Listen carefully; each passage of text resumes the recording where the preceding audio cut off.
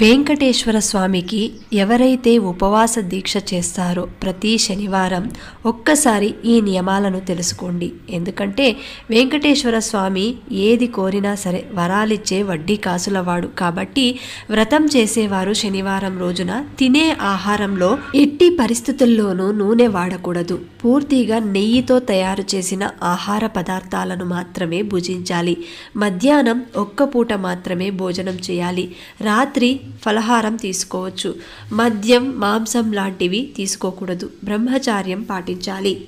ఎవరైతే ఈ నియమాలను పాటిస్తూ 7 శనివారాల వ్రతాన్ని ఆచరిస్తారో వారి కోరిక తప్పకుండా ఫలిస్తుంది. ఇక ముడుపు ఎలా కట్టాలంటే, వ్రతం మొదలుపెట్టిన మొదటి రోజు ఒక పసుపు వస్త్రంలో 11 రూపాయలు దక్షిణ ముడుపు మూటలా కట్టి శ్రీనివాసుని పటం ముందు ఉంచి ఈ యొక్క సంకల్పం నెరవేరితే తిరుమలకు దర్శనానికి వస్తానని మొక్కుకోండి.